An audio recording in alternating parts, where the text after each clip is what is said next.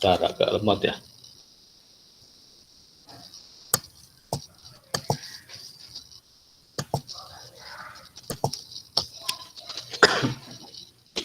Nah, ini ya anak-anak, sudah terlihat di layar kalian?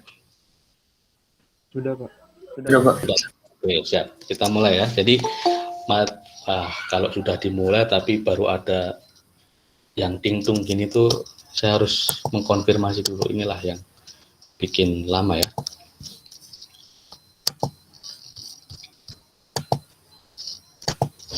Oke, ya. Jadi seperti apa yang tadi Bapak sampaikan, kita hari ini akan mempelajari tentang gejala sosial yang berkaitan dengan perubahan sosial. Tapi saya bukan akan menjelaskan dengan ceramah secara satu arah, tetapi saya butuh anak-anak untuk berpartisipasi dalam menjawab. Ya, saya tidak membutuhkan jawaban yang bagus menurut buku atau internet. Saya butuh jawaban orisinil yang keluar dari pikiran anak-anak kelas 10 SMA, seperti itu. Nah, saya akan mulai dari yang pertama. Nah, saya tampilkan tabel di sini. Saya mencontohkan di bagian yang pertama adalah tentang globalisasi. Nah, globalisasi, saya mengambil contoh pengaruhnya dalam kehidupan. Ini salah satu contoh saja ya. Saya mengambil globalisasi di bidang pendidikan. Di bidang pendidikan kita bisa lihat bahwa di Jakarta sendiri, mulai banyak bermunculan sekolah-sekolah swasta yang bilingual school. Jadi pengantarnya itu menggunakan bahasa Inggris. Ada sekolah yang international school yang memang seluruhnya menggunakan bahasa Inggris, kurikulumnya sudah kurikulum Cambridge gitu ya. Sudah tidak lagi atau kombinasi antara Cambridge kurikulum dan juga kurikulum 2013. Dan di universitas sendiri juga mulai banyak kampus-kampus seperti UI atau UGM yang membuka kelas-kelas internasional gitu ya, sehingga banyak pelajar dari negara lain yang kuliah di Indonesia. Di level sekolahan sendiri juga mulai banyak pertukaran pelajar, misalnya antara Indonesia dan Singapura, Indonesia dan Australia dan seterusnya.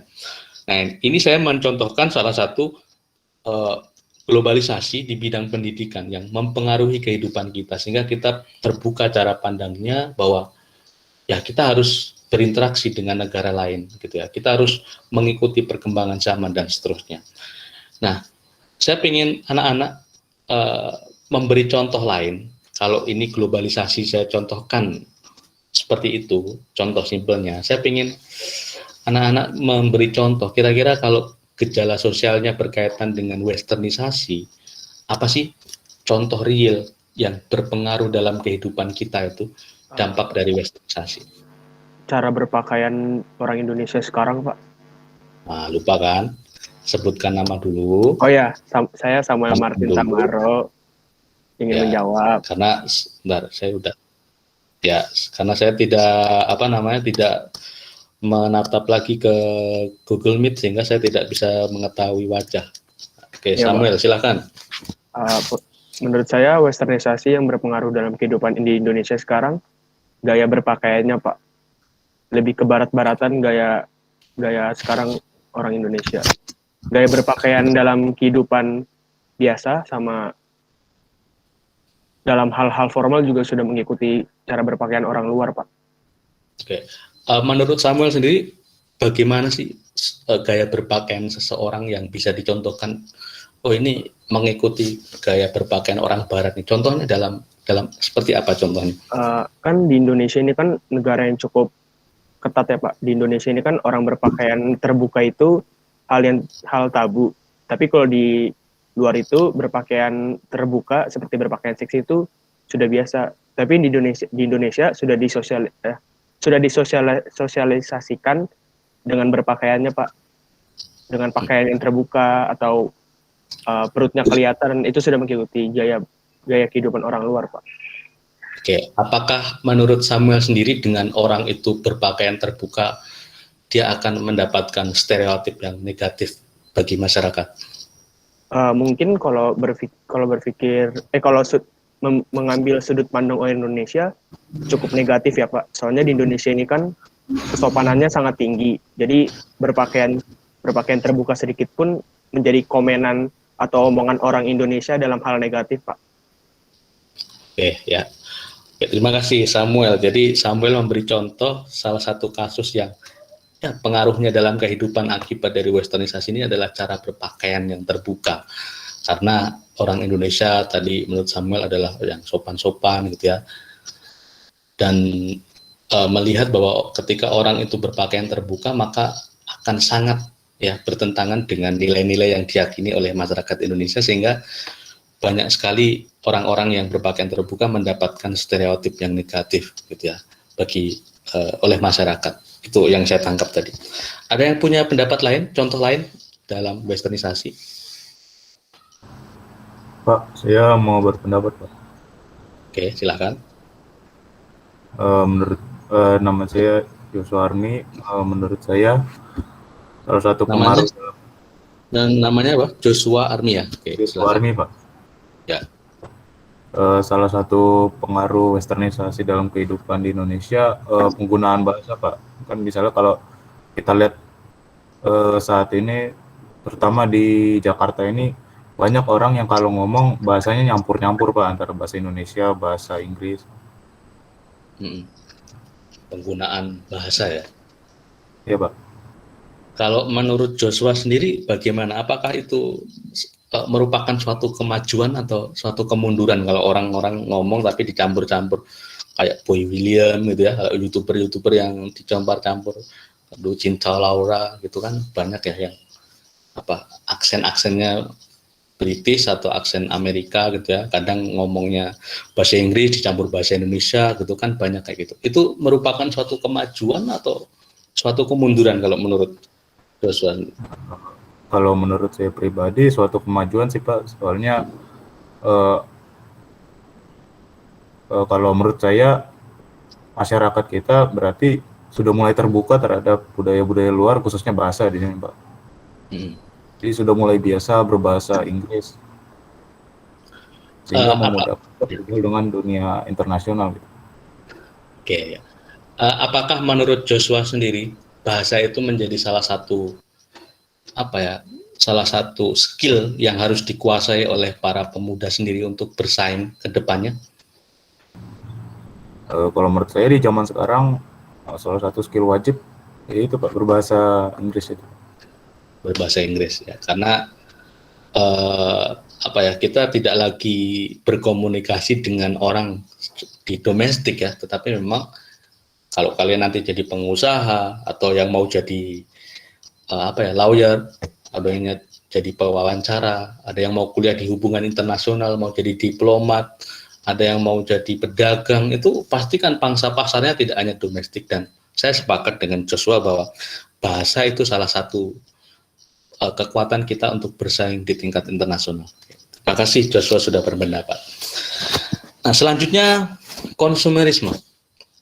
Pak, saya mau coba jawab, Pak. Oke, silakan.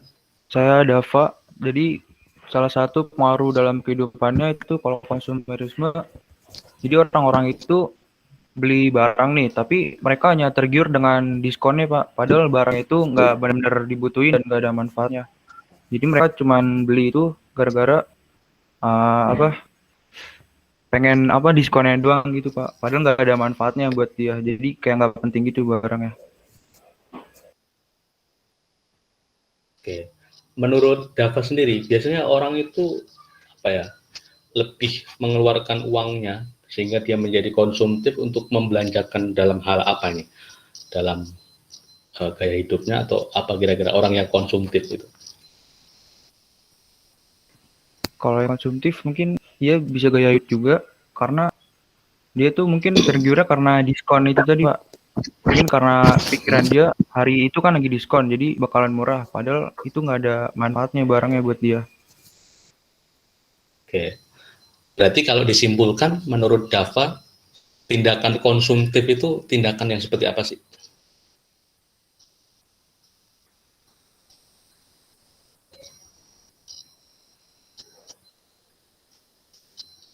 Halo, Dava bisa mendengar suara saya?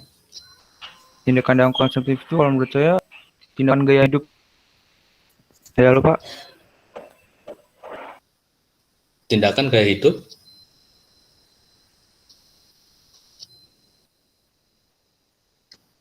Tindakan gaya hidup yang boros, Pak. Intinya dia tidak membeli barang sesuai dengan kebutuhannya, tetapi sesuai dengan keinginannya, dan sebenarnya barang itu tidak dibutuh-butuhkan amat karena mungkin orang itu hanya sekedar mengikuti tren atau gengsi seperti itu. Oke. Nah, terima kasih Dava. Pertanyaan yang lain, ini masih terkait dengan konsumerisme. Ini bisa dijawab selain Dava ya. Tadi kalau dari jawaban Dava, konsumerisme itu bagi individu ini dampaknya negatif gitu. Tapi ada nggak yang menyoroti bahwa di satu sisi ada loh dampak positif konsumerisme bagi masyarakat umum ataupun bagi negara gitu? Ada nggak? Ada, Pak. Siapa? Saya nggak bisa. Yang cewek kayaknya tadi. Silakan siapa, sebutkan nama. Syifa Darsania, Pak. Syifa Darsania. Oh ya, silakan Syifa. Pak, tadi maaf boleh diulang nggak pertanyaan Bapak? Ya, pertanyaan saya tadi kan kalau dari jawaban Dava sebelumnya bahwa konsumerisme itu saya menyimpulkan dampaknya negatif bagi individu ya, karena individu tergiur diskon, dia membeli barang, dia padahal dia tidak membutuhkan barang itu. Tetapi di sisi yang lain, kalau kita lihat ketika masyarakat itu tingkat konsumsinya tinggi, ada nggak dampak positifnya bagi masyarakat lain ataupun bagi negara misalnya?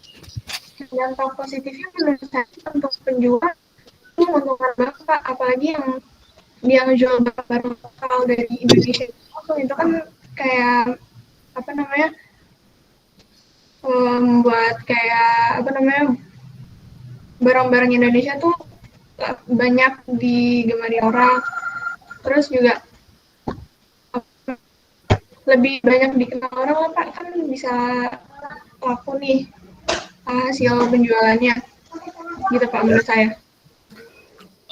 Kalau semakin banyak pedagang yang diuntungkan dengan tindakan konsumtif ini, implikasinya ke negara atau ke pemerintah daerah misalnya apa? Kenapa? Misalnya nih, ya mungkin sinyal kamu di situ agak buruk ya. Misalnya gini, jika banyak pedagang yang diuntungkan atau banyak pengusaha yang diuntungkan karena tingkat konsumsi masyarakat tinggi gitu ya, mereka mengeluarkan uang untuk membeli suatu barang, implikasinya bagi daerah atau bagi negara apa? Menurut saya menguntungkan itu karena kan dia menjual produk misalnya dari daerah itu sendiri, terus karena banyak juga yang beli, terus bisa disebarkan dari mulut ke mulut, itu nanti menyebar mungkin dari daerah itu aja, mungkin daerah luar atau bahkan bisa sampai ke luar negeri, kayak gitu, Pak. Oke, ya terima kasih Syifa. Mungkin saya perlu tambahkan ya, jadi kayak misalnya nih, ketika pandemi sekarang ini, kan orang-orang tuh ngirit ya. Maksudnya dia agak perhitungan untuk membelanjakan uangnya, karena situasinya tidak menentu. Dia berpikir jangan-jangan besok seperti itu. Sehingga banyak orang yang menahan uangnya. Ketika banyak orang yang menahan uangnya, maka roda perputaran ekonomi itu semakin melambat. Maka tingkat pertumbuhan ekonomi Indonesia itu menurun, bahkan bisa minus akibat pandemi ini. Nah, maka ada instruksi nih, kadang-kadang pemerintah sekarang ini memberi banyak bantuan langsung ya, dikasih bantuan langsung tunai, orang-orang miskin dikasih uang gitu ya, sembako dan seterusnya, biar tingkat konsumsi masyarakat meningkat. Ya, kalau tingkat konsumsi masyarakat meningkat, banyak barang yang dibeli, maka sektor ekonomi itu bisa berputar. Negara juga dapat uang dari pajak gitu ya. Jadi sebenarnya uang, ketika pemerintah memberikan uang ke rakyat membelanjakan barang, sebenarnya negara pasti dapat pajak gitu ya, karena kalau kita belanja di toko itu 10%-nya itu PPN-nya. Kalau kita ke Indomaret atau Alfamart atau Komol itu 10% dari biaya yang kita keluarkan itu adalah pajak yang masuk ke negara. Dan imbasnya ketika masyarakat banyak yang tingkat konsumsinya tinggi, pasti negara mendapatkan pajak. Dan pajak itu digunakan untuk pembangunan. Contohnya saja nih ya, ada yang rumahnya di Depok, Rumahnya di Depok? Ada ya. Kita kalau pergi dari Jakarta ke Depok, Jakarta itu ini bukan membandingkan yang jelek ya. Sebagian besar daerahnya jalannya di aspal, bagus ya, tidak bergelombang, ada bocor, ada lubang sedikit ditempel itu di Jakarta. Di Depok karena mungkin kota kecil, sebagian besar jalannya itu adalah jalan cor yang bergelombang, kecuali daerah Margonda itu memang jalan jalan yang aspal. Tapi yang lain kalau kita masuk ke pelosok-pelosok itu jalannya cor semua. Kenapa ya? Karena APBD-nya lebih kecil dari Jakarta. Jakarta 82 triliun lebih, Depok cuma 2 triliun, jadi timpang. Karena memang perputaran uang lebih banyak di Jakarta, sehingga pajak ke daerah tinggi.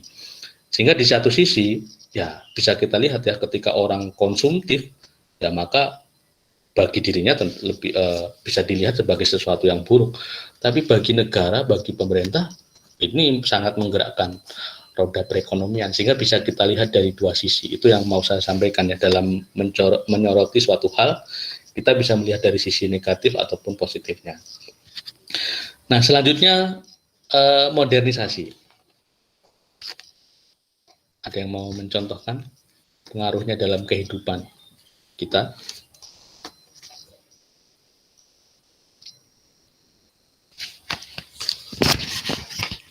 Tadi konsumerisme sudah dijelaskan oleh Dava, tadi westernisasi oleh Samuel, modernisasi sekarang kira-kira apa pengaruhnya dalam kehidupan, contoh nyatanya yang menjadi salah satu gejala sosial.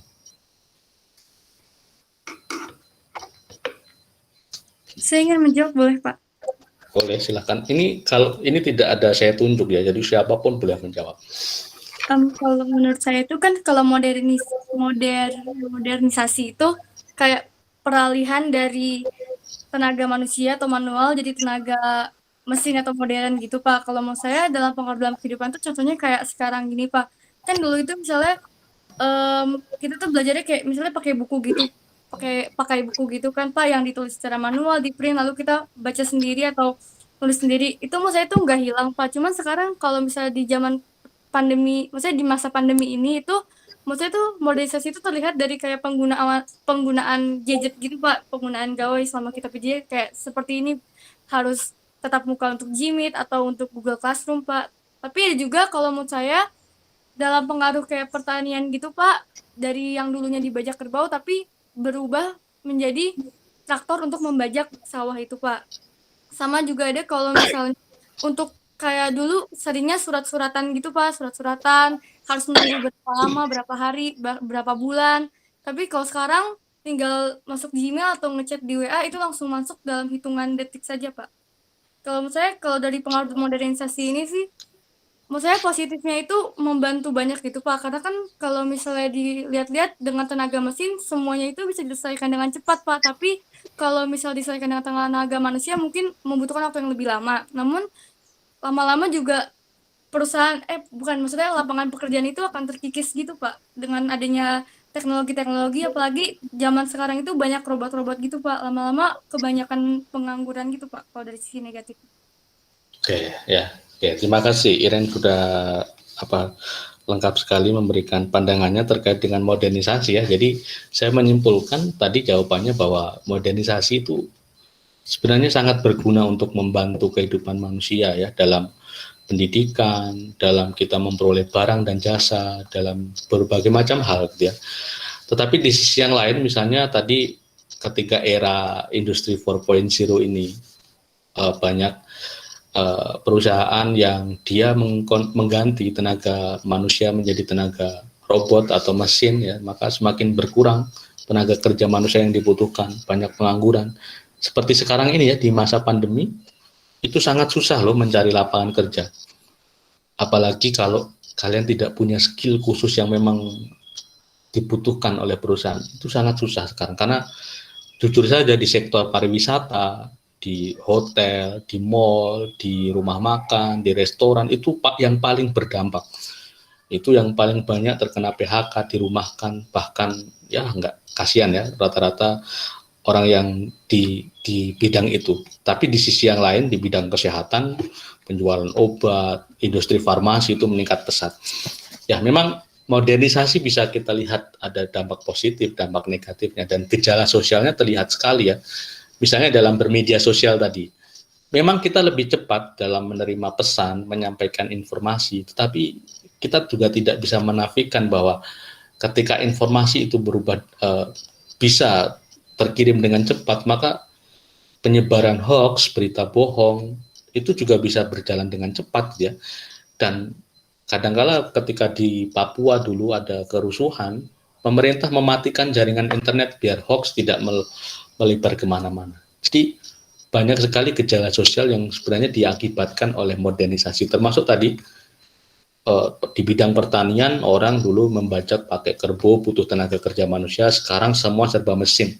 Apalagi di negara maju, orang bisa menggarap lahan sekian hektar hanya dengan dia sendiri karena dia punya mesin. Dan itu tentu ada dampak positif dan dampak negatifnya.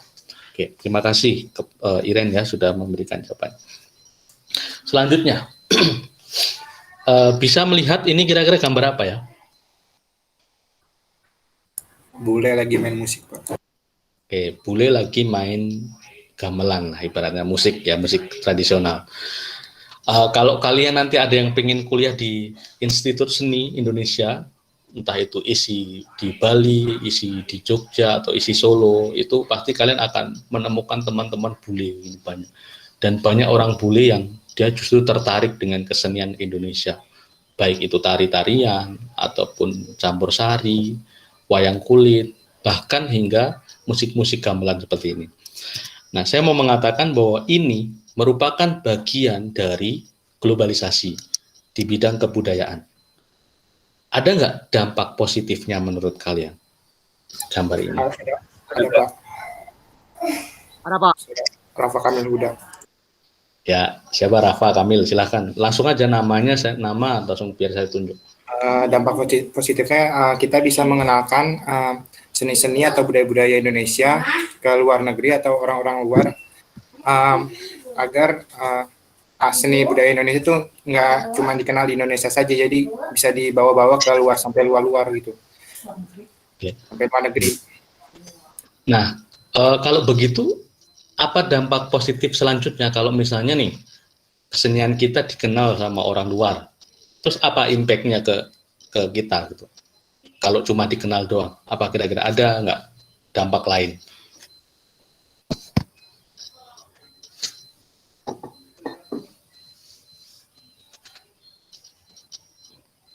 Halo, Rafa atau yang lain, silakan. Iya Pak. Pak, pertanyaan tadi apa Pak?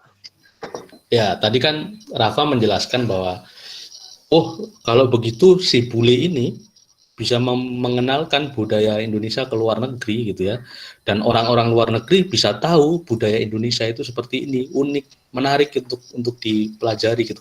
Nah, apa impact selanjutnya kalau misalnya orang luar negeri semakin mengenal nih budaya Indonesia? Apa dampaknya bagi kita?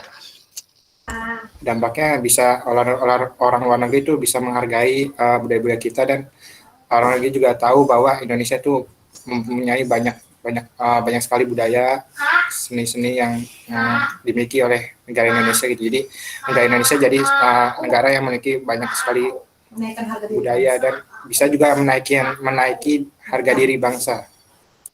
Menaikkan ya, bukan menaiki ya.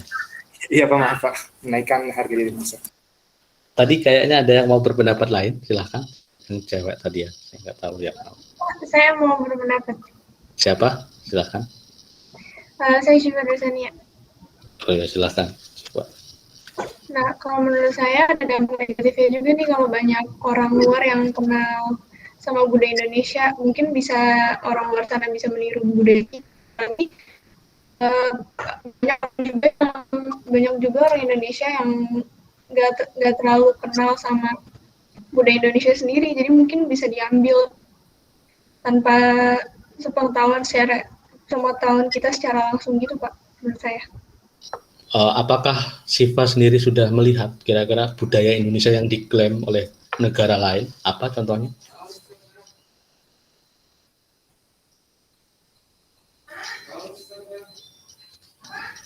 Menurut saya, jadi kalau banyak orang luar yang tahu budaya Indonesia kayak gimana, kemungkinan bisa ditiru juga sama orang luarnya ini. Apalagi juga belum banyak orang Indonesia yang belum tahu budayanya tuh kayak gimana, kayak contohnya alat musik ini kan banyak juga orang Indonesia yang jarang mainin alat musik ini nih.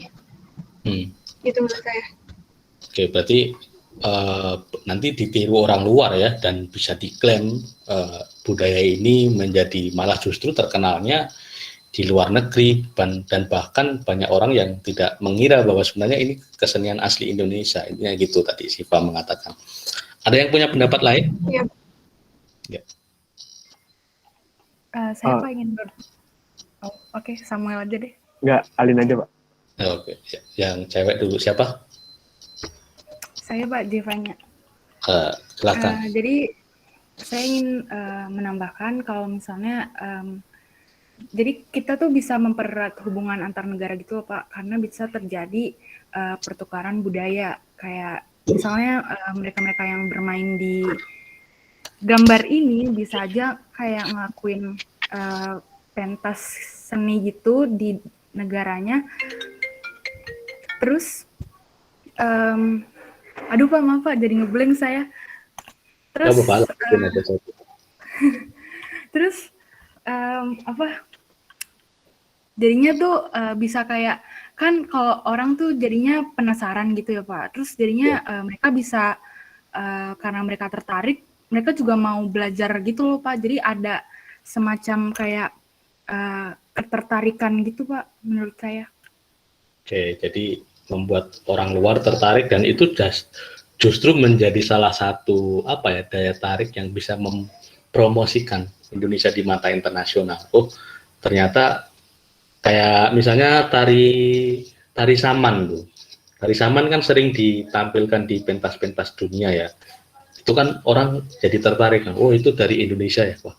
Dan dia pengen ke Indonesia sehingga pariwisata Indonesia bisa meningkat, banyak produk-produk lokal yang dibeli oleh orang luar negeri dan seterusnya. Jadi ya tadi saya sepakat dengan yang jawaban anak-anak tadi bahwa ada satu dampak positifnya, dan tadi Siva mengatakan ada dampak negatifnya juga, bisa diklaim oleh negara lain dan seterusnya. Oke. Selanjutnya, nah ini saya beri contoh, ini cuma pemanis ya, gambar ini cuma pemanis, jadi saya cuma ingin kalian menggambar di pikiran kalian itu semacam membayangkan situasi di mana saat ini e-commerce atau dunia digital, terutama dalam transaksi jual beli, munculnya aplikasi online untuk jual beli itu sangat berkembang pesat.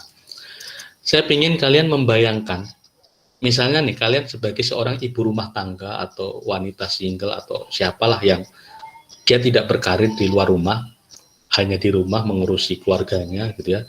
Sementara di satu sisi itu ada perkembangan dalam dunia digital nih, dalam bidang e-commerce nih. Kira-kira apa ya yang perlu kamu maksimalkan biar di satu sisi kamu hanya di rumah saja, tetapi di satu sisi produktif gitu. Kira-kira apa yang menurut kamu bisa dimaksimalkan berdasarkan ilustrasi yang saya tampilkan ini? Saya Pak. Ya, silakan sebutkan nama. Nama saya Gunawan Ega Saputra Pak. Ya. Menurut saya kita bisa memaksimalkan produk kita dengan promosi lewat media sosial Pak. Lalu? Ya kita bisa promosi lewat media sosial itu Pak, supaya mereka itu kayak beli produk kita Pak, tanpa harus kita keluar rumah. Oke, tanpa harus keluar. Apakah Ega sendiri termasuk pelaku di bidang ini? Maksudnya punya usaha misalnya kayak jualan atau apa?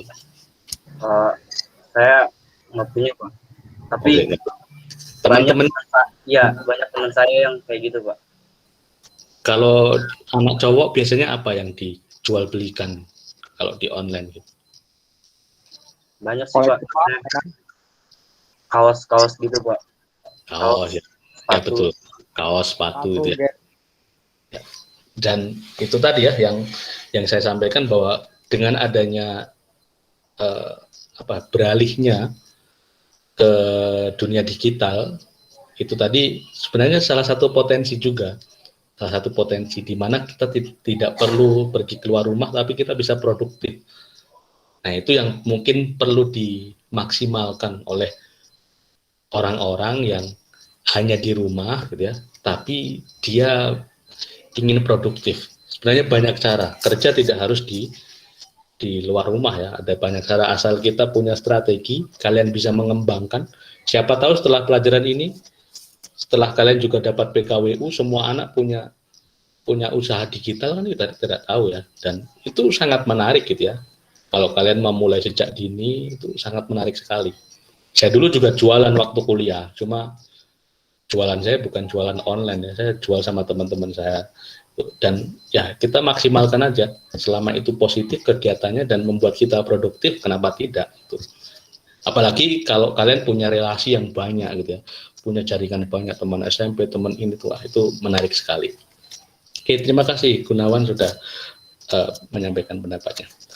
Satu lagi ya, ini gambar ya, apa yang bisa kalian interpretasikan dari gambar ini? Diskotik, Pak. Oke, diskotik. Lagi pesta, Pak. Ya, pesta, diskotik. Ada Konser, yang lagi konser. Tamam. Oke. Ada yang suka ke diskotik? Tamam kan DJ, Pak. Tamam. kan DJ. Habis. Oh, DJ. Wah, keren ya Saya DJ ya. benci TikTok, Pak, sumpah. Kalau saya sih DJ Desa yang suka. Kan di di YouTube itu banyak DJ ya. Itu ada satu channel DJ Desa itu bagus-bagus remixnya. Oke, kita kembali ke fokus ke sini. Saya pengen tanya nih, ini kan situasinya adalah orang-orang yang dia memang suka menghabiskan waktunya untuk pergi klub, untuk pergi ke bar, gitu, untuk pergi diskotik gitu ya. Apakah kamu sendiri setuju bahwa orang-orang yang ada di gambar ini termasuk orang-orang yang perilakunya termasuk perilaku yang hedonis? Yang boleh jawab yang udah jawab boleh jawab lagi, Pak. Kalau tidak ada teman yang mau menjawab boleh, tapi sementara kita tunggu dulu ya. Samuel kan udah ya. Tadi Siva jawab 2 kali.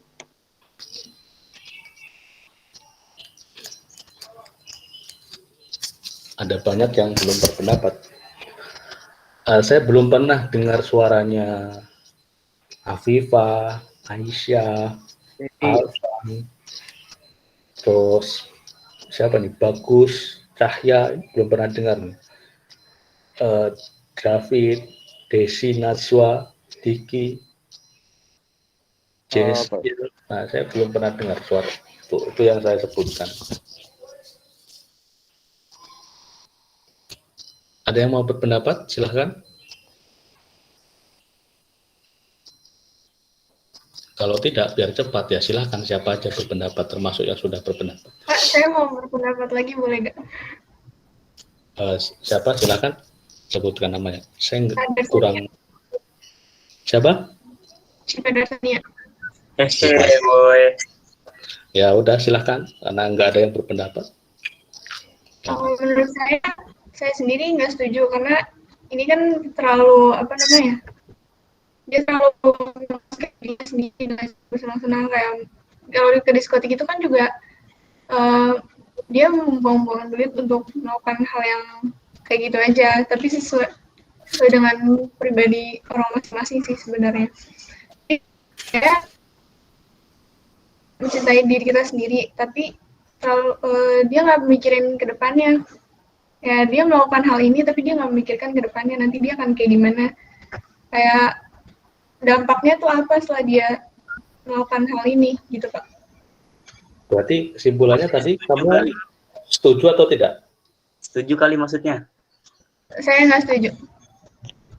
Nggak setuju, tapi Tapi argumennya setuju. Dengerin aja ya, Ga. Coba itu saya simpan dulu ya. Jadi saya menyimpulkan tadi si Siva mengatakan tidak setuju. Ada yang mungkin setuju? Saya, Pak. Saya Pak setuju Pak. Saya mau jawab. Saya Pak, tergantung Pak. Gunawan, Pak. Siapa dulu ya? Tadi saya nggak bisa melihat. Silakan yang laki-laki dulu siapa tadi? Saya nggak tahu. Gunawan, Pak. Samuel. Ega Pak tadi Pak. Ya silakan siapa aja. Saya Gunawan Ega, Pak. Ya, Menurut silakan. saya perilaku ini termasuk hedonis, Pak. Dan saya setuju. Soalnya mereka itu ngabisin uang, tapi itu nggak ada manfaatnya gitu, Pak. Cuma buat pemenuhan hasrat sementara doang, Pak. Hasrat. Berarti intinya ngabis-ngabisin uang, memenuhkan hasrat dia, kesenangan dia, sehingga ini termasuk dalam perilaku yang hedonis. Ada yang mau menguatkan argumen Ega atau menambahkan? Saya Pak. Saya Pak. Ya. Tadi yang Alin, jawab Lin. Hafiz dulu deh, kasihan Hafiz belum jawab. Tapi lu duluan tadi, Lin. Nggak apa-apa, udah Hafiz aja, kasihan yang belum jawab. Lo masih ditikung kayak gue. Ya udah, silakan siapapun di situ. Hafiz juga boleh, Halim juga boleh. Ada aja Pak, saya masih ragu ini. Udah saya aja deh yang jawab. Saya jawab ya Pak. Ya.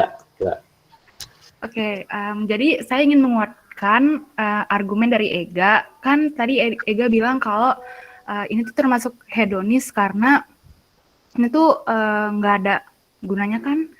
Nah, saya setuju Pak, karena hedonis sendiri ini selain dari menghabiskan duit juga, mereka melakukan hal-hal yang kayak nggak mikirin tentang sekitarnya gitu loh Pak. Kayak yang dicontoh ini kan mereka kan misalnya lagi berpesta seperti itu. Jadi bisa aja itu tuh mereka nggak mikirin kayak misalnya abis mereka kayak gini tuh nanti efek ke lingkungan mereka tuh kayak gimana gitu Pak. Sama aja sih kayak argumennya Siva tadi kan Siva tadi bilangnya nggak setuju.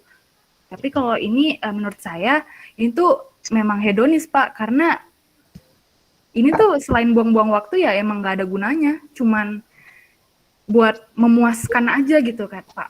Gitu Pak. Ya, Mas. Terima kasih Alin ya sudah menguatkan apa yang disampaikan oleh temannya tadi. Satu lagi nih, masih terkait dengan hedonisme. Ya, tadi berarti ada yang menyatakan setuju dan tidak setuju, tapi sebenarnya kesimpulannya sama tadi ya. Arah jawabannya itu sebenarnya ke hedonis semua. Karena hedonisme itu sendiri kan ini artinya suatu berasal dari kata hedon yang artinya kesenangan. Ya, jadi disebut tindakan hedonis itu ketika seseorang itu dia inginnya menciptakan kesenangan duniawi sebagai tujuan utamanya dalam hidupnya gitu, sehingga termasuk orang yang sering pergi ke diskotik, walaupun kita tidak bisa menilai motivasi dia pergi ke diskotik ya, tapi orang banyak melihat bahwa ngapain sih itu, nggak ada gunanya juga, yaitu persepsi masyarakat secara umum. Dan apalagi kalau kita kaitkan dengan kehidupan di diskotik itu kan pasti dengan dunia hiburan malam, pasti kaitannya sama alkohol, pergaulan yang bebas, lalu di situ banyak sekali, walaupun kita tidak tahu pribadi dari masing-masing orang, tetapi kita bisa mengasumsikan bahwa itu adalah orang-orang yang memang tujuan utamanya adalah ingin mendapatkan kesenangan hidup atau kesenangan duniawi. Nah, saya masih satu lagi terkait dengan hedonisme. Hedonisme ini sangat erat atau sangat lekat dengan kehidupan masyarakat perkotaan, bukan masyarakat pedesaan. Kenapa bisa demikian? Ada yang mungkin bisa menjawab? Kenapa masyarakat kota itu lebih hedonis daripada masyarakat di desa atau masyarakat yang lebih tradisional?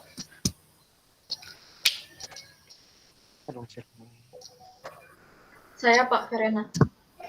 Ya, Verena, silakan. Karena Pak, kan kalau di pedesaan itu istilahnya masih tradisional ya Pak.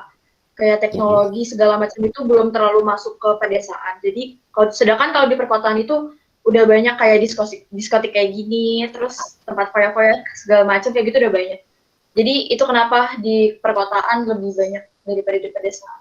Karena udah lebih maju. Oke, jadi tingkat peradabannya lebih maju, infrastrukturnya juga mendukung, intinya itu ya. Ada yang lain? Verena? Apa tadi pertanyaannya Pak? Boleh diulang?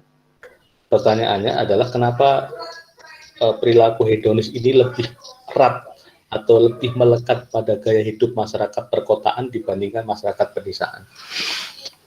Mungkin di perkotaan kesenangannya atau hedonismenya lewat contoh seperti diskotik, Pak. Berbeda dengan desa, Pak. Kalau desa kan mungkin kesenangannya apa ya? Mungkin kesenangan mereka cuman ada panggung-panggung dangdutan dan belum ada diskotik seperti di perkotaan, Pak. Oke, Perbedaannya kemajuan dalam itu dalam tempat-tempat tertentu, Pak. Di perkotaan lebih cepat dibangun daripada di desa, Pak. Oke, berarti kesimpulannya dalam segi infrastruktur, daya dukung, masyarakat perkotaan lebih maju, lebih tersedia fasilitas untuk menyalurkan hobi, kesenangan, dan di desa tidak ada, sehingga membuat masyarakat perkotaan itu lebih erat ke hedonis daripada masyarakat pedesaan. Itu yang bisa saya simpulkan dari pendapat Verena dan Samuel tadi. Terima kasih kedua anak tadi. Nah, selanjutnya nih.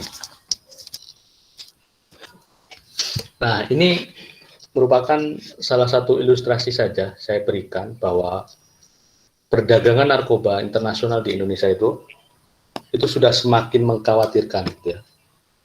Setiap hari, setiap minggu, setiap bulan sering kita mendengar berita tentang kawanan bandar narkoba dibekuk, kurir sabu dijemput polisi, dan seterusnya.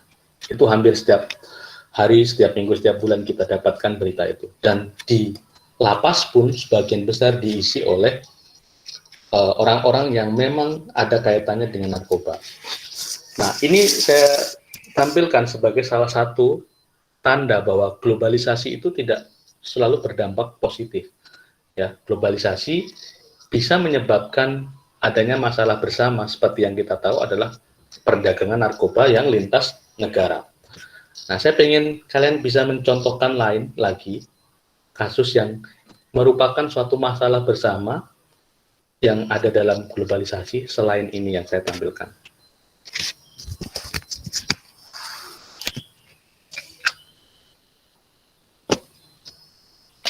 Paham kan pertanyaan saya? Pengaruh negatif globalisasi saya atau Bapak ini? Paham ya, jadi coba berikan salah satu contoh lain masalah bersama yang dihadapi oleh negara-negara di dunia yang berkaitan dengan globalisasi selain yang saya contohkan ini tentang narkoba. Karena narkoba kan di mana-mana pasti ada ya, karena jaringannya internasional. Tuh. Nah, ada yang mau berpendapat, silakan. Pak, saya Pak. Ya, silakan sebutkan nama. Saya Filianti. Kalau demokrasi itu? Apa? Contohnya demokrasi. Demokrasi. Iya Pak, demokrasi kan di mana-mana tuh demokrasi tuh, di luar negeri juga sama kan? Banyak demo-demo gitu. Demonstrasi kali, bukan demokrasi. Demonstrasi atau demokrasi. Kalau demokrasi kan sistem pemerintahan ya. Halo? Iya kayak demokrasi gitu. Nah, soalnya beda arti antara demokrasi dan demonstrasi. Kalau yang kamu sebutkan itu adalah demo-demo, itu berarti mengarahnya ke demonstrasi, ya kan ya? Tapi kalau demokrasi itu kan suatu sistem pemerintahan, kan ada demokrasi, ada sistem monarki, ada yang otoriter, itu sistem pemerintahannya. Indonesia termasuk negara yang sistemnya demokrasi. Ya, berarti saya simpulkan demonstrasi ya sebenarnya. Iya Pak, iya Pak. Mengapa Cahya sendiri mengatakan bahwa demonstrasi ini merupakan masalah bersama? Apakah demonstrasi ini identik dengan masalah?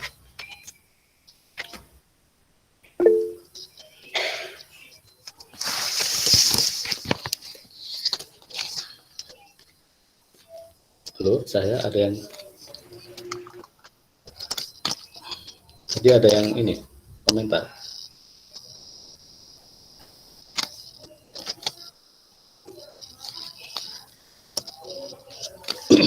Ya Pak, Pak, saya identik dengan menjawab, boleh. Boleh, silakan. Nama saya Raja Zainul Ikhwan. Saya tuh dampak dari negatif globalisasi itu dampaknya terhadap ekonomi, Pak. Bisa dijelaskan?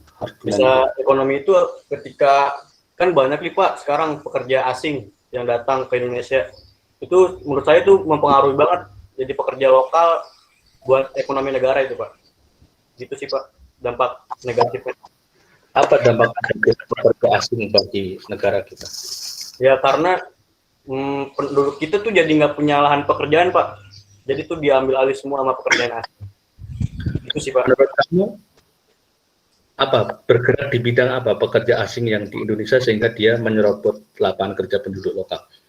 Itu banyak banget Pak di industri, bahkan tuh yang industri itu juga membuat lahan dari masyarakat juga. Aturan tuh dia membuat industri itu juga masyarakat juga punya pekerjaan di hak di situ walaupun ada lahannya gitu Pak.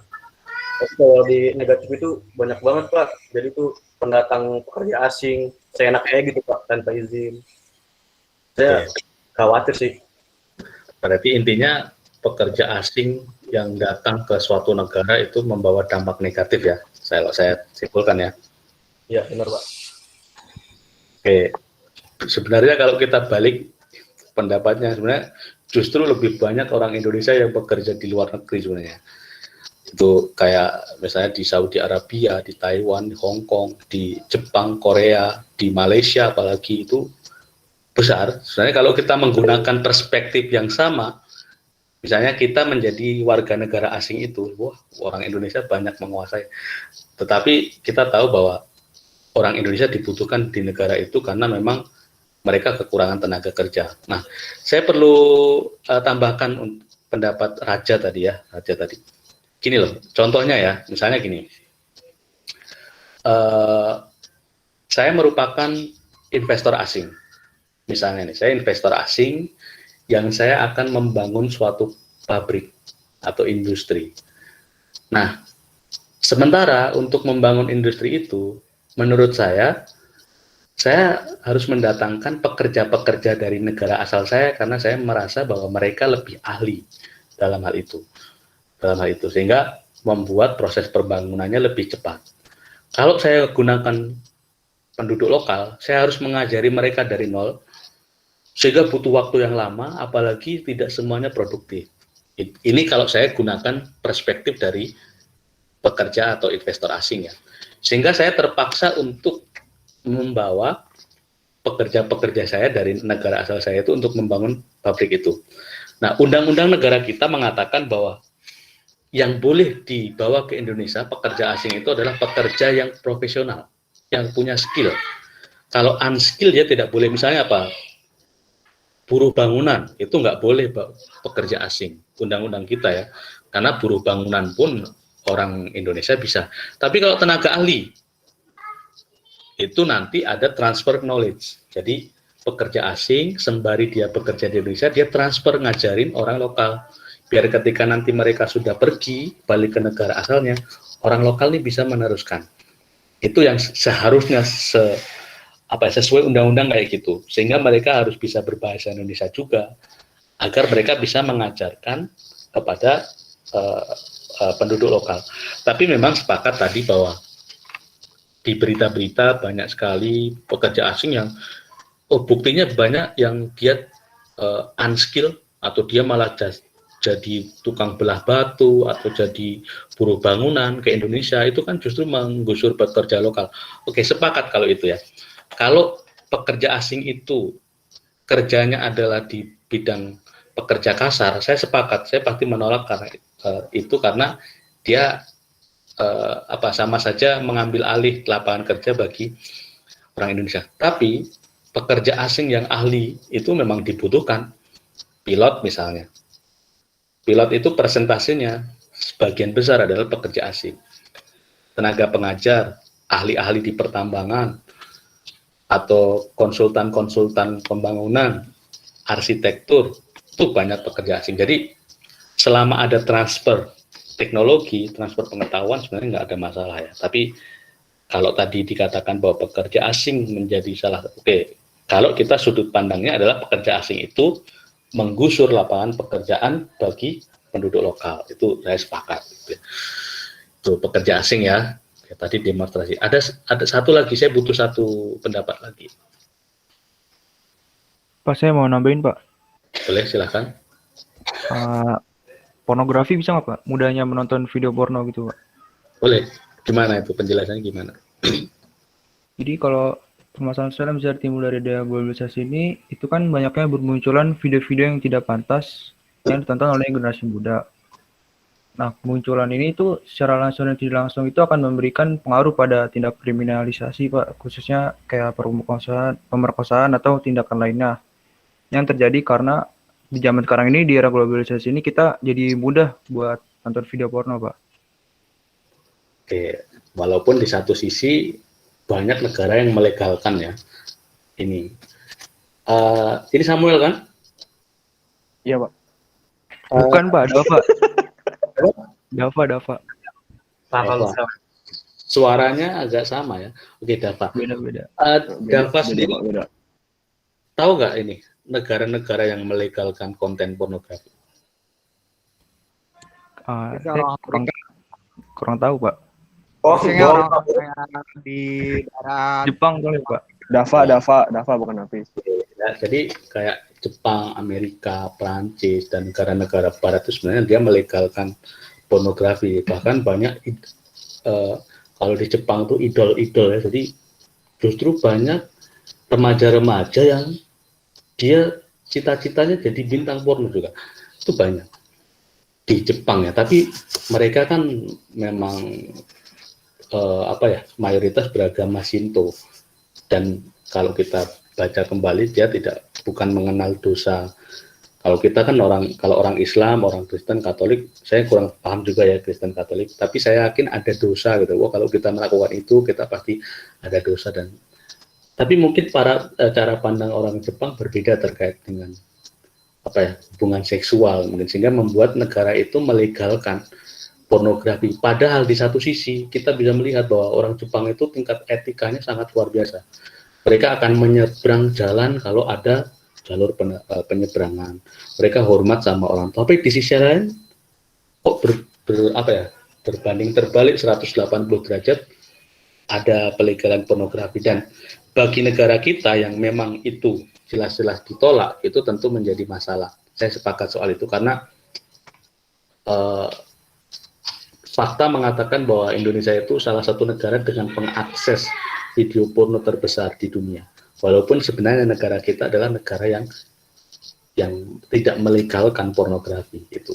Ya, jadi itu merupakan salah satu masalah yang diakibatkan dari globalisasi. Oke, itu ya.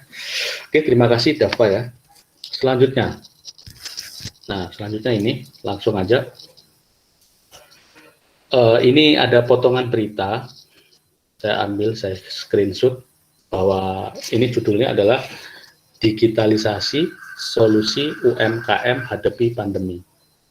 Kalau dari judul berita itu, tanpa perlu kita membaca beritanya, hanya kita menganalisis judulnya, kira-kira apa dampak positif dari berita di atas menurut pendapatmu? Atau apa dampak positif dengan adanya digitalisasi bagi UMKM ini?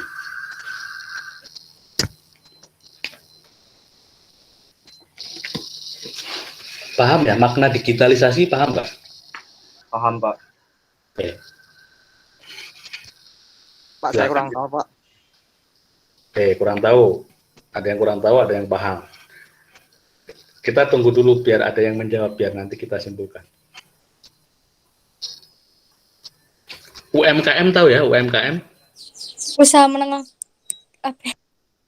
Usaha mikro, kecil, menengah. Jadi dari usaha mikro, kecil, menengah itu disebut UMKM. Disebut mikro itu kalau dia omsetnya sekian juta misalnya, kecil sekian juta, menengah sekian juta, itu UMKM.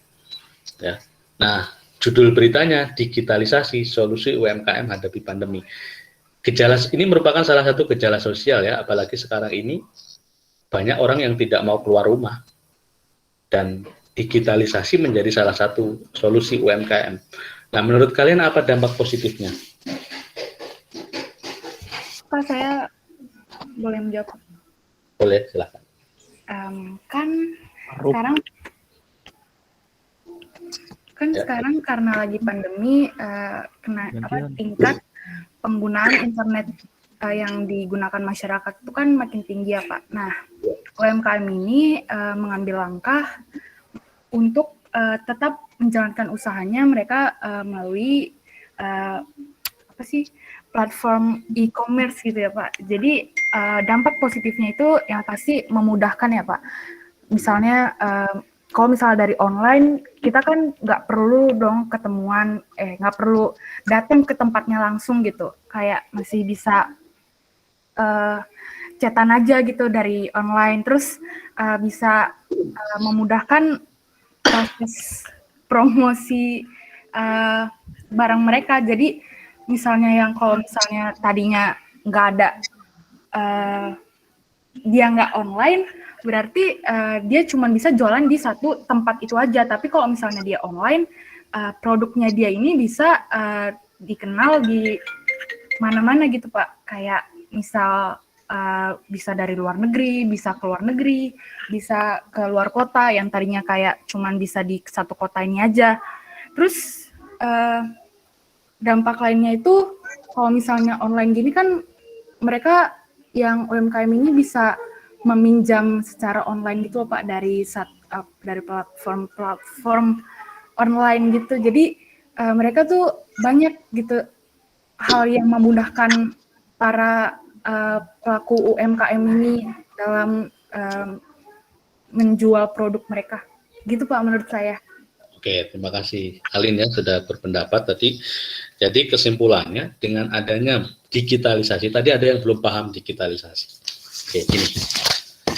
Sekarang ini nih, misalnya contoh ya, ini praktekkan, ketikkan di Google misalnya, beli rumah di Jakarta, gitu ya, di Google. Terus setelah itu, kalian buka Instagram atau buka Facebook, atau buka, kalau Twitter nggak ada iklan, buka Facebook atau buka Instagram. Di situ, di beranda kita, itu akan muncul itu nanti. Rumah di ini, harga segini, rumah di. Jadi kayak internet itu merekam apa ya, kayak ada perhitungannya gitulah, sehingga dia memunculkan apa yang menjadi minat kita gitu. Nah, banyak sekarang yang mempromosikan, kalau promosi lewat apa ya, kan promosi itu lewat berbagai macam cara ya, ada yang lewat billboard, ada yang lewat pelang-pelang itu, ada yang lewat spanduk. Tapi kan itu terbatas yang melihat, hanya orang-orang di daerah itu saja.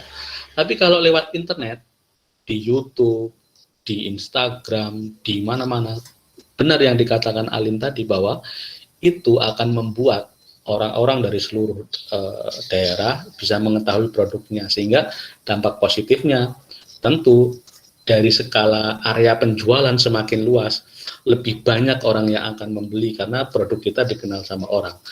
Nah, berarti setiap produk atau UMKM yang tidak bisa berinovasi, menyesuaikan dengan modernisasi di bidang digital, ini pasti akan tertinggal, ya, akan tertinggal karena mereka tidak bisa memperluas pangsa pasarnya, gitu. Sehingga ini sangat tepat sekali bahwa dengan adanya internet ya kita harus maksimalkan internet ini. Bagaimana caranya? Kita promosikan lewat WhatsApp kita, Line, lewat Facebook, lewat mana-mana, sehingga orang bisa mengetahui. Tuh, dan itu akan meningkatkan omset penjualan. Banyak testimoni-testimoni positif dari orang-orang yang dia nggak punya toko fisik, tapi dia bisa menghasilkan omset jutaan rupiah dari platform jualannya. Itu ya. Jadi saya sepakat tadi dampak positifnya banyak sekali ya, terutama dalam meningkatkan omset penjualan karena daerahnya semakin luas gitu ya. Nah, selanjutnya ini nanti sampai jam berapa? 10.10 ya. Oke, bentar lagi. Ini merupakan dua gambar. Kalian bisa membayangkan saja, ini yang gambar sebelah kiri adalah orang-orang yang masih sangat tradisional, yang mungkin saja tempat tinggalnya nomaden gitu ya, berpindah-pindah, dia tinggal di dalam hutan, masih primitif. Sedangkan yang kanan ini kita bisa mengasumsikan orang-orang yang sudah mengenal teknologi, masyarakat perkotaan sudah modern seperti itulah. Saya pengen anak-anak bisa membedakan.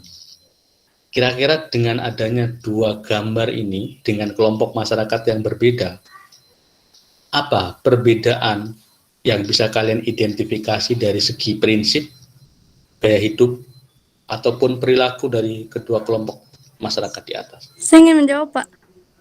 Baru jawab. Saya Irana Firenza. Saya ingin menjawab. Menurut saya, kalau misalkan yang di kiri sama kanan itu sudah beda banget. Kalau misal di kiri itu tuh lebih ke di belakang ini hutan, ke daerah hutan gitu. Kalau misalnya yang sebelah kanan itu dia lebih ke perkotaan. Kalau menurut saya dari prinsipnya itu, kalau setahu saya itu kan kalau misal suku-suku, contohnya nih suku Banten, suku Baduy di Banten, itu kan mereka itu tertutup akan dunia luar. Kalau untuk Baduy dalamnya, kalau Baduy luarnya itu mereka udah mulai menerima perkembangan teknologi dan informasi. Tapi kalau misal di dalamnya itu dia lebih tertutup dari teknologi. Jadi memilih untuk mengikuti nenek moyang, apa yang diturunkan dari nenek moyang atau adat istiadat dan tradisinya. Jadi mereka menutup jendela dari luar sehingga mereka hanya tahu apa yang diajarkan oleh nenek moyang mereka. Kemudian yang kedua itu dari gayanya mereka tentu mungkin bisa dibilang lebih hemat ya, maksudnya mereka nggak hedonis atau nggak konsumeris karena juga mereka tetap dari dunia luar dan nggak tahu akan perkembangan teknologi yang ada di daerah perkotaan.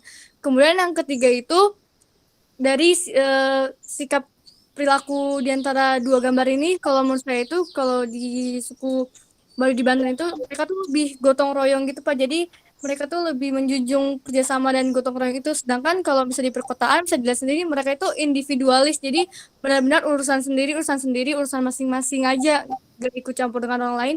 Dan mereka itu lebih serba sibuk, apa-apa telepon. Karena itu juga perkembangan teknologi, Pak. Jadi mereka tahu dengan segala hal yang terjadi. Jadi mereka juga lebih canggih gitu, Pak, teknologinya. Namun prinsipnya juga mengikuti perkembangan dan mode yang sedang terjadi pada perkembangan dunia saat ini gitu, Pak. Menurut saya. Jadi mereka menurut saya sangat berbeda di antara keduanya, Pak. Oke, ya, terima kasih Ren, sangat lengkap ya menyoroti dari segi prinsip gaya hidup ataupun perilaku. Tadi saya simpulkan, saya dengar tadi kalau orang yang ini tadi Iren mengatakan orang Baduy ya, boleh aja ya, karena orang Baduy juga salah satu suku yang termasuk tertutup, dia juga tidak terbuka dengan masyarakat luar, dia juga menutup diri dari pengaruh luar, dan kita bisa katakan bahwa ini masyarakat yang tertutup, dia cenderung berpegang teguh terhadap norma-norma yang memang diyakini diwariskan oleh nenek moyangnya. Sedangkan yang sebelah kanan, dia tentu lebih terbuka terhadap perbedaan, terbuka terhadap sesuatu yang baru, dia akan mempelajari sesuatu yang baru, dan seterusnya.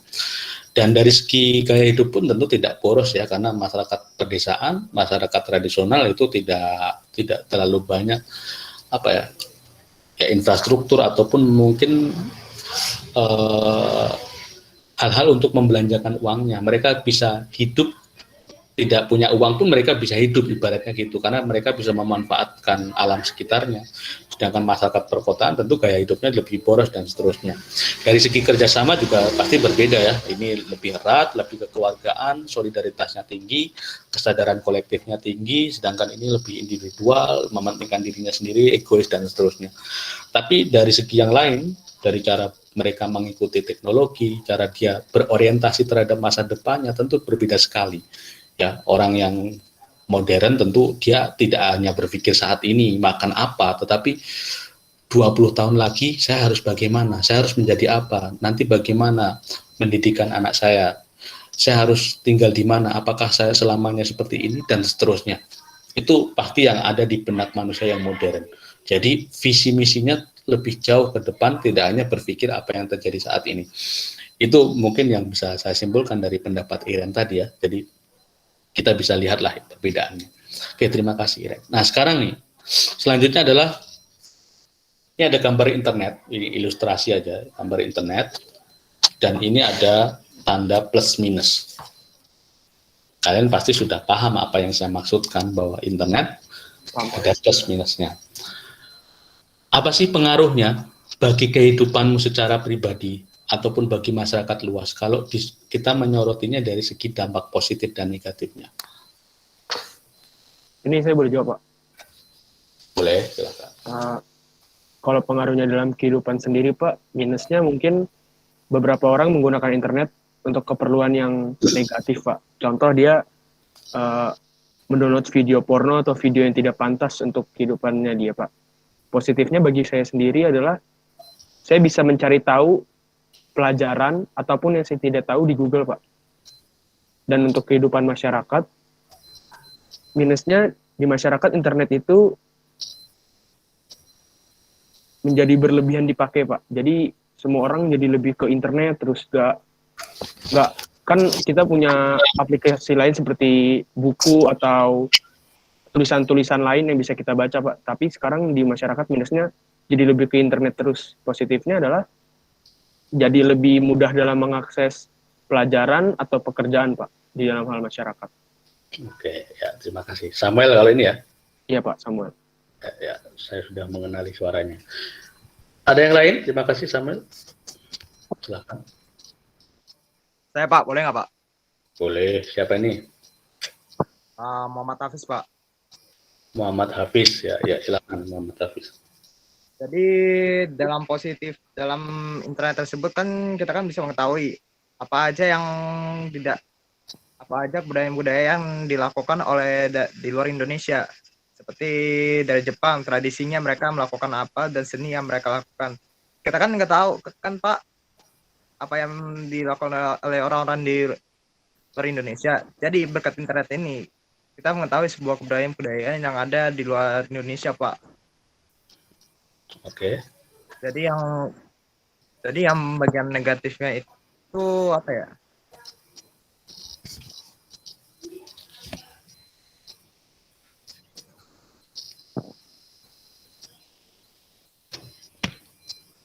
Lanjutin, Pes.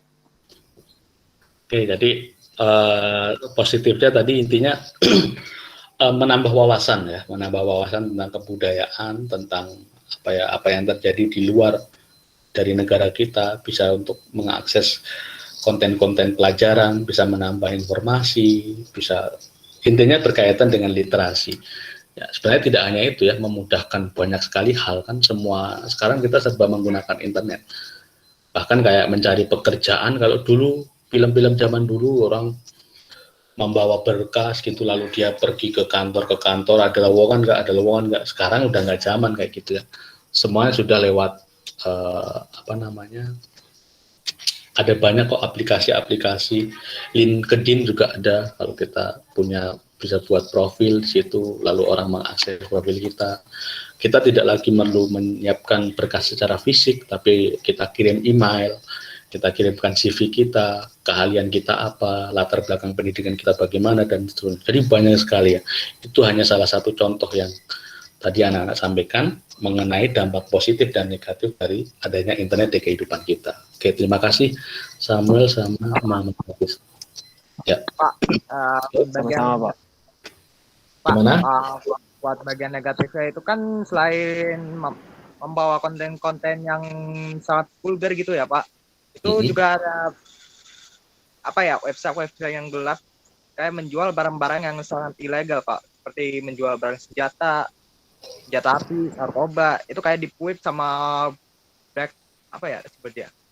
web lah. Sama dark webnya apa, Pis? Oke. Sama dark webnya apa, Pis? Dark web ya. Tadi saya juga dapat pertanyaan dari kelas lain, dark web itu apakah termasuk dampak negatif? Saya bilang, maaf, saya belum punya referensi soal dark web, saya baru mendengar ini, dan saya mendengar ini 2 kali. Kayaknya ini jadi bahasan yang menarik, saya kalah ketinggalan informasi ya, saya belum tahu tentang dark web, nanti saya coba pelajari lagi ya tentang dark web. Ya, terima kasih atas informasinya tadi Hafiz ya. Oke, selanjutnya.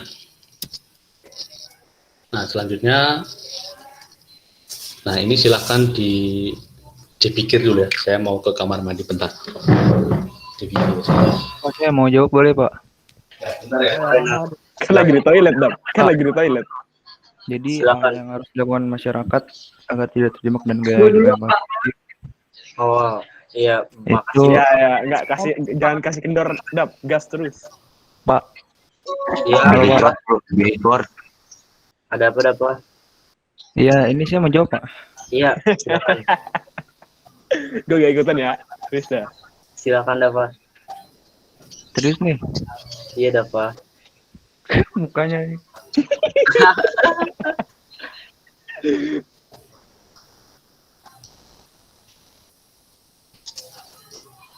Per, langsung set, gas. Kagak, gue dulu. Gue dulu. Saya aja, Pak. Dava udah 2 kali. Sampai di data tuh, Gunawan Ega Pak. Kan biar kayak tetangga. Verena, Pak, Verena. Oh iya, Verena silakan jawab. Iya, Verena, silakan apa argumennya? Gak usah, dia nge-lag, Pak. Kalau ngomong Apa sih, Pak? Apa sih Pak mau jawab lagi? Dia nge-lag kalau ngomong. Pak, saya Pak. Nah, Dava mau jawab. Silakan siapa? Dava ya, silakan. Ya, Dava, jadi yang astagfirullah. iya, benar. Iya, jadi yang harus dilakukan masyarakat itu agar tidak terjebak dalam gaya hidup konsumtif, kalau menurut saya itu kita bisa membuat anggaran belanja. Jadi misalnya kalau kita mau belanja, itu kita dibuat dulu nih anggarannya. Kira-kira kebutuhan apa yang mau dibeli. Terus biar kita nggak beli barang-barang yang nggak kita butuhin gitu. Terus kita juga bisa dengan cara memprioritaskan kebutuhan dulu, Pak. Jadi kebutuhan itu tidak sama dengan keinginan dan keperluan. Jadi kalau perlu itu tidak selalu butuh. Kalau kebutuhan itu memiliki derajat yang lebih tinggi daripada keperluan atau hanya sekedar keinginan. Oke, jadi intinya kita harus pintar-pintar memanage atau mengelola uang kita dibelanjakan untuk apa, dan kita harus memfokuskan pada hal-hal yang memang penting gitu ya. Iya, Pak. Pak saya boleh Pak, saya boleh berpendapat nggak, Pak? Yang suaranya Saya agak mau kecil. nambahin, Pak. Pak, Pak, Ega. mau nanggapin Samuel, Pak. Saya nggak bisa lihat wajah sih ya di sini, saya layar presentasi. Nah, Ya udah, Pak. On cam ya, Pak. Jangan ribut. ya itu yang cewek siapa tuh? Verena, Pak, Verena. Ega, Pak, Ega. Giran lagi Pak itu Pak, tadi cewek. Feren, Pak. Ya udah gantian. Saya, yang Pak, Verena, Pak. cowok Pak. sama cewek. Silakan. Ya, Pak, Ini saya dari Verena, sini. Pak. Ya. Silakan. Ya, Verena. jadi saya mau nambahin, selain tadi karena kita harus memilih yang mana yang kita butuhkan atau yang kita cuma pengen doang, kita juga jangan gampang terbawa arus gaya hidup, karena kan biasanya kita suka beli-beli barang yang istilahnya perlu itu karena gaya hidup kan, karena misalnya barangnya ngetren, jadi kita langsung beli kayak gitu. Jadi kita juga jangan mudah terbawa arus, Pak. Jangan mudah terbawa arus. Oke ya, jadi intinya kita tidak usahlah mengikuti tren, apalagi sekarang ini kan tren mudah berubah ya. Kayak kalau menurut Verena sendiri, apa yang tren yang biasanya memang diikuti oleh sebagian besar kalangan, baik anak muda ataupun orang tua? Tren dalam hal apa biasanya? Facebook. Yang membuat orang menjadi konsumtif gitu. Salah satu contohnya. Mungkin kayak salah satu contohnya mungkin kayak baju atau mungkin gadget kayak gitu, Pak.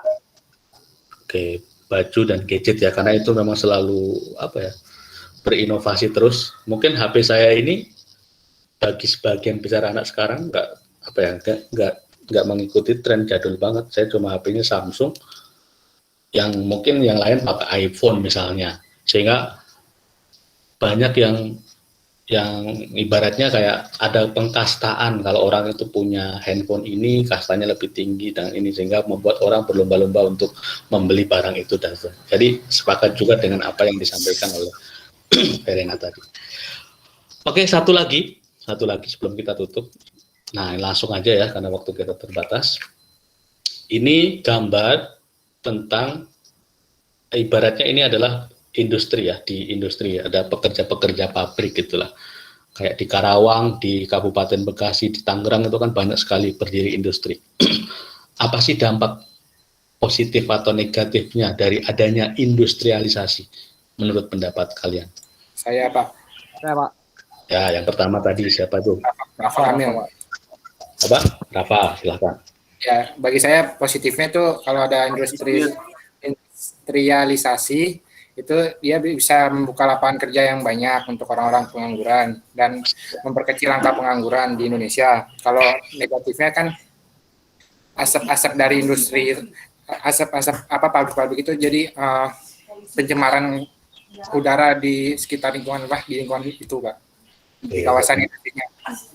Ya, kayak pencemaran udara, intinya pencemaran lingkungan lah ya, entah itu udara atau ini, sedangkan satu sisi menambah lapangan kerja. Ada yang punya pendapat lain? Makasih Rafa tadi. Menambahkan? Saya Pak menambahkan. Ya, silakan. Siapa ini? Prayogo Hadi. Prayogo. Prayogo Pangestu. Menurut saya dampak positifnya itu dapat menghemat devisa negara karena negara tidak memerlukan mengimpor barang dari luar untuk ke negaranya yang kemungkinan bisa dibuat di negara itu sendiri. Dampak negatifnya mungkin apa ya?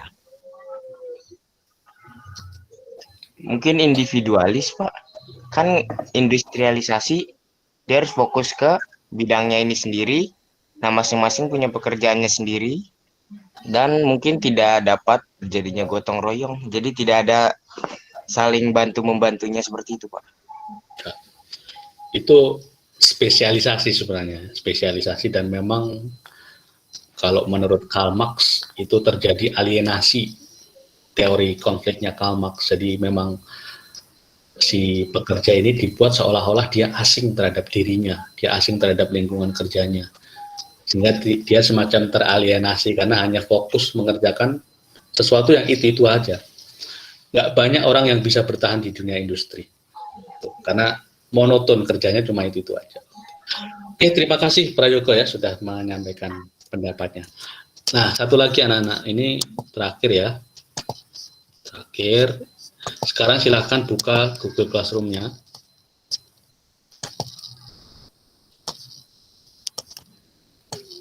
Silahkan buka Google Classroom-nya.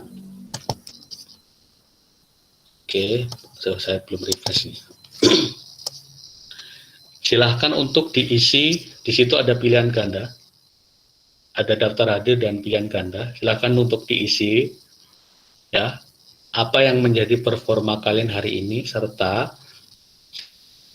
menambahkan komentar pribadi.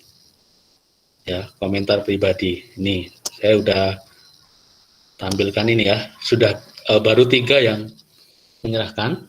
Jadi, jangan lupa untuk memilih ini, kira-kira kamu masuk ke kriteria yang mana?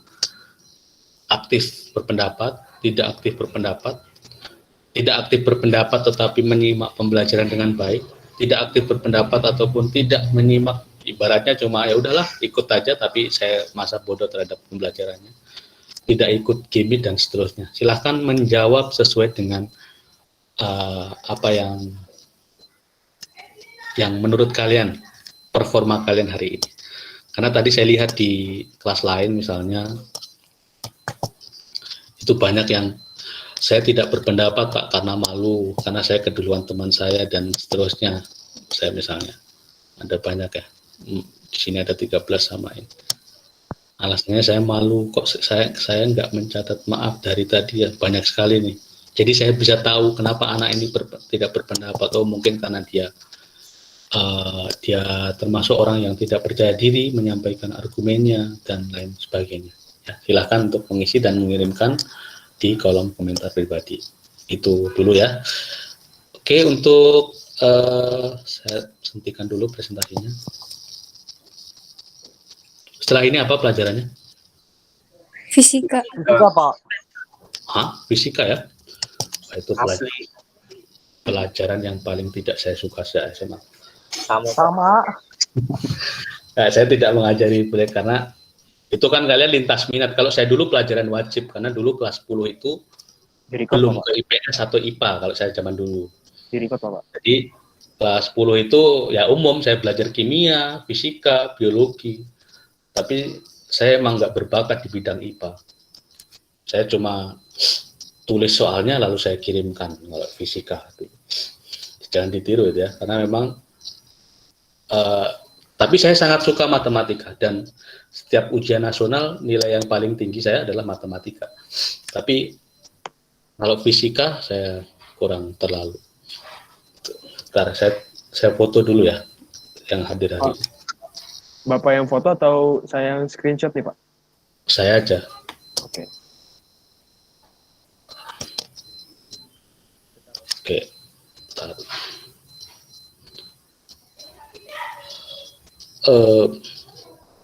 Satu lagi. Oke, sudah. Terima kasih anak-anak. Jangan lupa ya dikirimkan tadi pilihan jawabannya. Terima kasih. Sekian dari saya. Wassalamualaikum warahmatullahi wabarakatuh. Waalaikumsalam warahmatullahi wabarakatuh. Terima kasih Pak. Terima kasih Pak. Terima kasih Pak. Terima kasih Pak. Dadah.